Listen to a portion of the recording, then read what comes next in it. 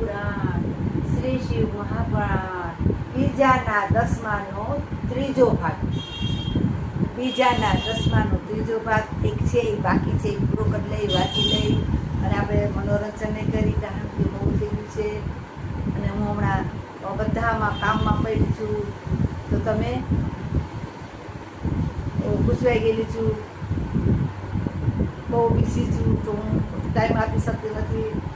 બીજું આવ્યા છે આપણે આજે પૂરો થશે અને બાળકોને સવારે ઉઠતા, બપોરે જમતા, સાંજે સૂતા ખાસ ને ખાસ વચાવજો અને બની શકે તો વડીલો દાદાના કેન્દ્રમાં જાજો. ઉઠી કરી આપણા બાળકોને આવડા સારા વિચાર આવે, સારા સંસ્કાર આવે અને કોઈ દી અવળે રસ્તે જાય નહીં, એવી મારી તમને પ્રાર્થના છે.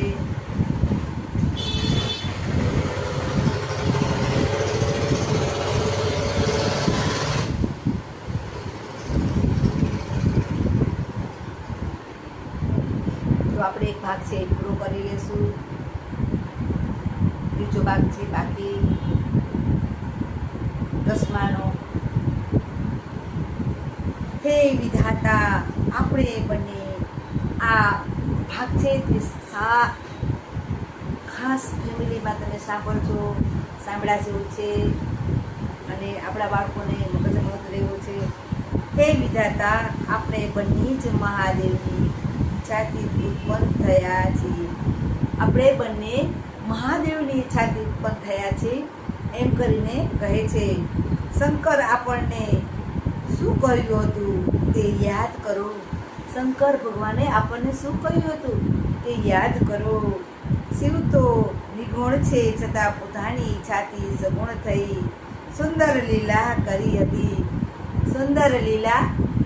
હતી અને તમને સૃષ્ટિ કાર્ય કરવાનો અને મને સૃષ્ટિ પાલન કરવાની આજ્ઞા કરી હતી. તે વખતે તેના આગમાંથી જ રુદ્ર પ્રગટ થયા હતા. દેવીના 3 રૂપો પ્રગટ્યા અને ત્યારે એક રૂપ શ્રીહરિની પત્ની લક્ષ્મીનું હતું અને બીજું રૂપ સરસ્વતી એ બ્રહ્માની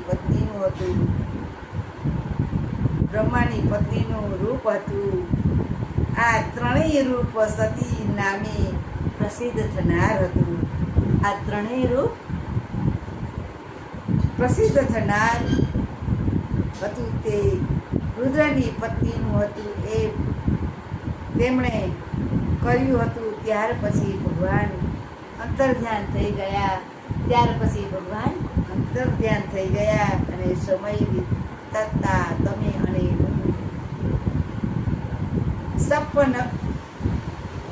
સપની બન્યા અને ભગવાન શિવ રુદ્ર નામે અવતારીને કૈલાસ પર્વત પર રહ્યા.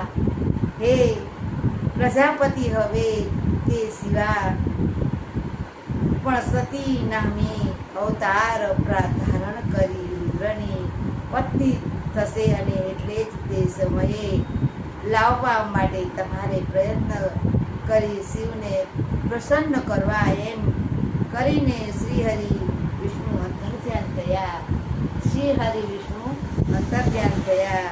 સુતજી કહે છે, વિષ્ણુ ભગવાન ગયા પછી તો બ્રહ્માજી કહેવા લાગ્યા. કે શ્રીહરિ મારા પર કૃપા કરી મને તો ઘણી જ સારી વાત કહી. તેથી ખૂબ જ પ્રસન્ન થયો અને ઈર્ષ્યા રહિત થયો હતો. મને કે બધી વાત કરી, હું ખૂબ જ પ્રસન્ન થયો અને ઈર્ષ્યા રહિત થયો હતો. તો આપણે આવ્યા છીએ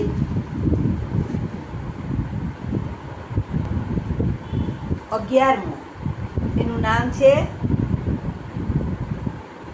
ચાંડિકા પ્રાગટ્ય અને બ્રહ્માનું વરદાન. ચાંડિકા પ્રાગટ્ય અને બ્રહ્માનું વરદાન. કદાચ હું લખતા ભૂલી જાઉં. આપણે 11મો આવ્યા છીએ. 11માનું 3નું નામ છે આ, તો સમજી જાજો. અને જો ભગવાન કે છે ને તો સાચા દિલથી પથ્થરને મારે ને તો એમાં પણ ભગવાનને હાજર રહેવું પડે છે. હતો એને કૃષ્ણનો ભક્ત હતો. કૃષ્ણને એને દર્શન કરવા હતા, કૃષ્ણના દર્શન કરવા હતા. તે પોતે પથ્થર લઈ આવી અને એની પોતે સાક્ષાત કૃષ્ણ ભગવાન અવતાર માનતો. અને ભગવાન કૃષ્ણ તો પથ્થરમાં પણ કૃષ્ણનો વાસ છે, પાને પાને એનો વાસ છે, કણે કણમાં એનો વાસ છે, હરેકના હૃદયમાં એનો વાસ છે. એટલે તમે ગમે તેને અવળો પથ્થર હોય તો તમે એને પણ આમ રાખો ને હૃદય, અને એને તમે મન આંખ બંધ કરી અને સ્મરણ તો એમાં પણ તમને કૃષ્ણ ભગવાનનો સ્વરૂપ દેખાય. કારણ કે ભગવાન તો હરેકના હૃદયમાં છે, પથ્થરમાં પણ ભગવાનનો વાસ છે. અને કોઈ પણ વૃક્ષ હોય, પાને પાન, જે કંઈ આપણે બીજ વાવી છે ને પણ કૃષ્ણ ભગવાનનો વાસ છે. જો એ આપણા હૃદયમાં ના હોય તો રામ બોલો ભાઈ રામ. સવારે આપણા હૃદયમાં ના હોય તો રામ બોલો ભાઈ રામ. એટલે આપણા હરેકના હૃદયમાં એનો વાસ છે. તમે દિલથી એને યાદ કરો. કદાચ ને ભગવાનની મૂર્તિ ના હોય ને, તમારી સામે દિવાલ હોય ને, તો દિવાલમાં તમે એનું સ્વરૂપ જોવા માગો ને કે પ્રભુ મને તમારા દિવાલમાં તમારા દર્શન જોઈ છે, મારે તમારા દર્શન કરવા છે, તો પણ એ હાજર રહે. દિવાલમાં પણ તમને નજરમાં આવે. કારણ કે આ દિવાલ પર બાંધનારનું કામ પ્રભુનું છે. જો ધારે તો એને ભૂકો પણ એક સેકન્ડમાં, ચપટી બારમાં બોલાવી દે અને ધરતીમાં આપણને સમાવી દે. કારણ કે એનામાં એવી શક્તિ છે. એ હરેક કરતો હતો, આપણા બધાનું કરતો હતો એ છે, આખા જગતનો કરતો હતો એ છે પાલનહાર. ભોળાનાથે પણ કૃષ્ણ ભગવાનના દર્શન કરવા જવા પડ્યા હતા. એનું સ્વરૂપ બદલી અને ભોળાનાથ પણ કૃષ્ણ ભગવાનના સાક્ષાત કૃષ્ણ ભગવાનના દર્શન કરવા ગયા હતા. એટલે આ તો બધી લીલા ઉપરવાળાની છે, આપણી કઈ જ નથી. એ જ બધું કરતો હતો છે. તો ભગવાનને કહી તું પણ અમને આવી શક્તિ દે કે જ્યાં અમે તમારું સ્વરૂપ જોવા માગી અને દર્શન કરી તો અમને તમારા જ દર્શન થાય. કદાચ ને ક્યાંય અમને છબી ના મળે અને દિવાલમાં અમને તમારી છબીના દર્શન કરી તો અમને એમ થાય કે અમે કૃષ્ણ ભગવાનના દર્શન કર્યા. એવી જ રીતના તમે અમને શક્તિ આપજો અને અમારા ઘરમાં શાંતિ આપજો. તમારા કોઈ પણ બે શબ્દો કોઈના વિચારમાં જાય, કોઈના મગજમાં જાય, એવા લોકોને પણ દુખ્યા હોય એના દુઃખ દૂર કરજો. વિભાતા હોય એ લોકોને તમારી પાસે લઈ લેજો. દુખ્યા એવા વિભાતા હોય છે, કોઈ ઓલા ભાવના કંઈક કરેલા હોય તો એને કર્મ આજ ભોગ. આપણે એમ કહે છે પણ ઓલા ભાવના ના હોય, આ ભાવમાં આપણે જેવા કર્મ કરીએ ને એ આપણે આ જ ભાવમાં ભોગવવા પડે છે.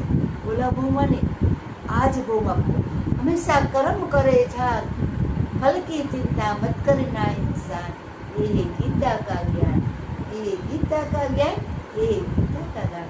फल किए जा, कर्म किए जा, फल की चिंता मत करना इंसान, ये गीता का ज्ञान, ये गीता का. લાઈક કરજો, શેર કરજો, સબસ્ક્રાઈબ કરજો.